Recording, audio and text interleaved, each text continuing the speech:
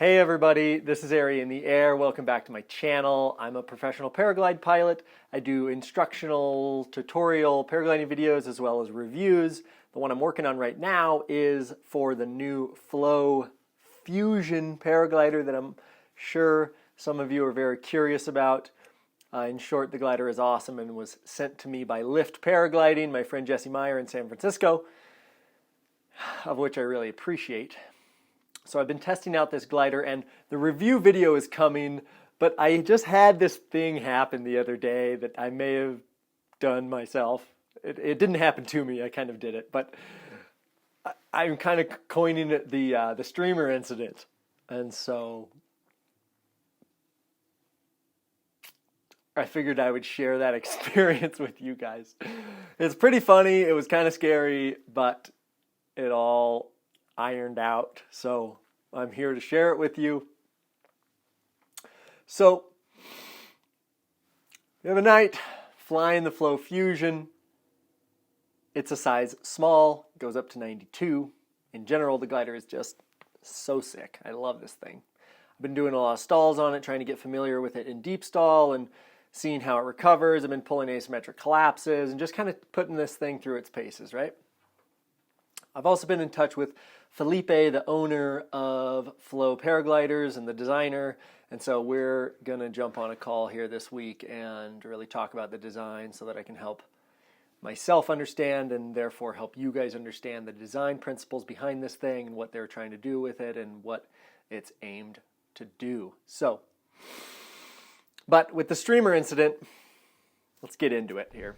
So, I'm at Pine Mountain, kiting up the hill, flying.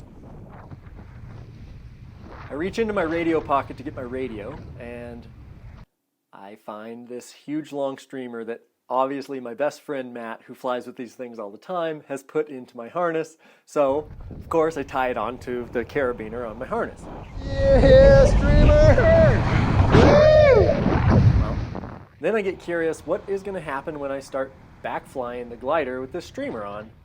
And so I test that out with a back fly, and what happens is pretty much exactly what I thought would happen, is the streamer starts going forward through the lines, which is hilarious, and then returns to regular flight. Well, the second time I stalled the glider, the streamer gets into the lines, and so as I let the glider fly once again, the lines tug on the streamer and it rips off of my carabiner, and now it's just stuck in the lines, which I think is the coolest.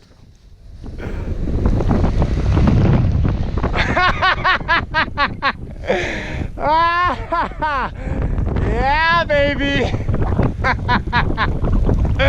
How'd you get it up there?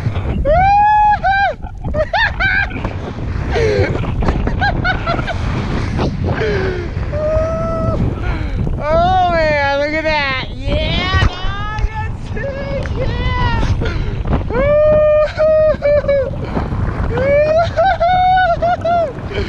That is hilarious. So then I get curious, what's going to happen next? What's going to happen when I stall the glider again, when the streamer is no longer tied to me in any way?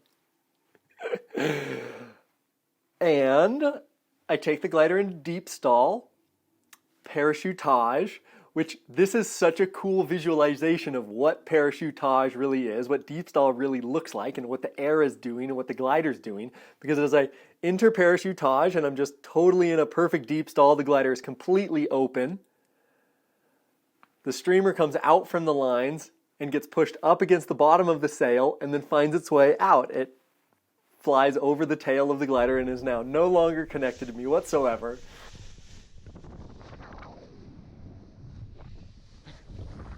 So I let the glider fly. I can still see the streamer floating in the air. So I make a hard 180, come back, swoop up, and... Yeah!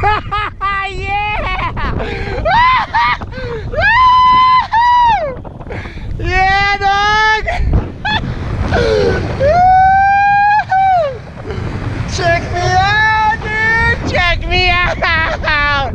Yeah, that's fucking sick, dude! That's so sick! At this point, I'm feeling great. This is hilarious. I am having so much fun playing with this thing. So, I deep stall the glider again. And to no surprise, because at this point, the streamer is pretty much symmetrically stuck on the upper cascade, you know, like it's really on there, you know. It's not like the first time where it was kind of looped over. This is like, it's straddling the line like perfectly. So I didn't think it was going to come off of there on this one. But I go back into deep stall and have an uneventful deep stall, and I deep stall the glider again. And this glider has a relatively high aspect ratio to do lots of acrobatics, and is not totally designed for this kind of thing, although it behaves nicely in this kind of configuration, which is pleasant in an XC glider. It's confidence inspiring. But what happens is the glider, as it breathes, it kind of folds itself in half, and it doesn't do it on its own. It's obviously my error that I have an asymmetric brake input.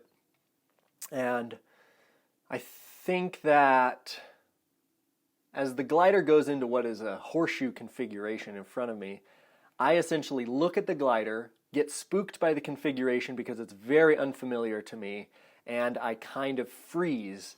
And in freezing, I just let the left side of the glider fly into the right side of the glider, and it creates this huge cravat.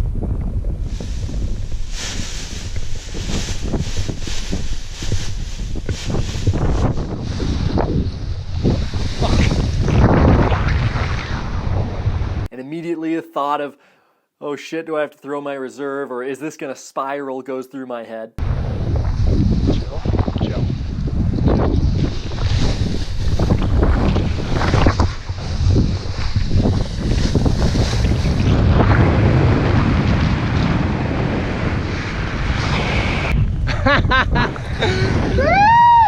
I just stall the glider, let it shoot pretty hard, it all clears, right? No harm, no foul.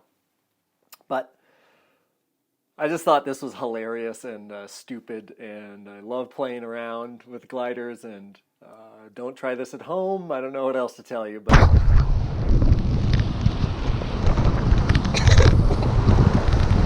Whoa, that was crazy. Kind of fucked that up.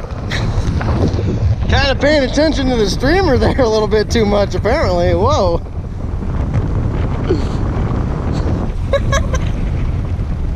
What an idiot. I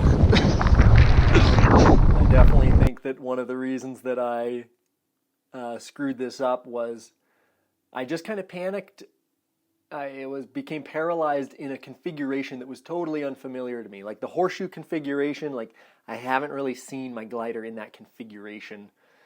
And I just let the glider fly when I shouldn't have. Obviously, when the glider is in front of itself, the only way to fly the glider is backwards away from itself. That's when you get a big cravat and you tail slide out of it. That's exactly what I needed to do because I was pre-cravat, should have flown the glider backwards, and panic froze like a deer in the headlights and let the left side of the glider fly into the right side of the glider. So totally my fault. Has nothing to do with the glider itself, but yeah, so I hope you like this. I hope you can enjoy it. Feel free to put your comments in the comment section. I guess this might turn into some kind of heyday, but feel free. I don't really care. But thanks to Jesse at Lift Paragliding for sending this glider up to test, and looking forward to presenting all of my findings for the Flow Fusion in a review video on this channel. So if you are excited to see that, then make sure you subscribe and stay tuned. Thanks so much for watching. If you like this channel, consider supporting it. I take all of the ads off of here, so I don't get paid by YouTube to make these videos.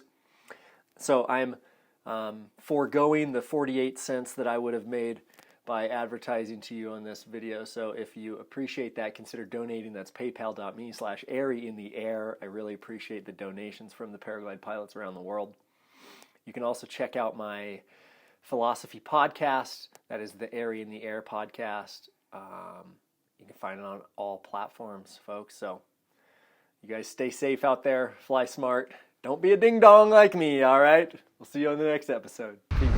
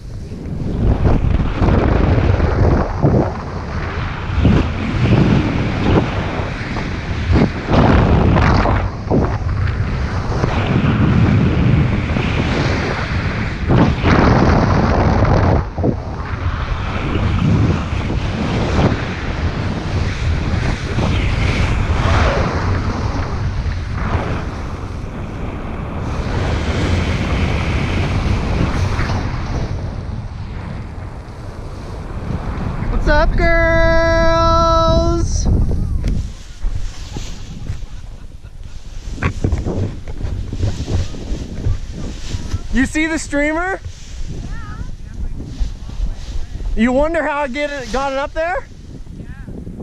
I pulled out my radio and realized Matt Brewer had stuffed a streamer into my radio pocket, and so I connected it to my harness. I stalled the glider, it flew off of my harness and got stuck in my lines. So I thought that was funny, so I stalled it again and it flew off of the glider entirely. So I did a spiral to catch it and just caught it in the lines.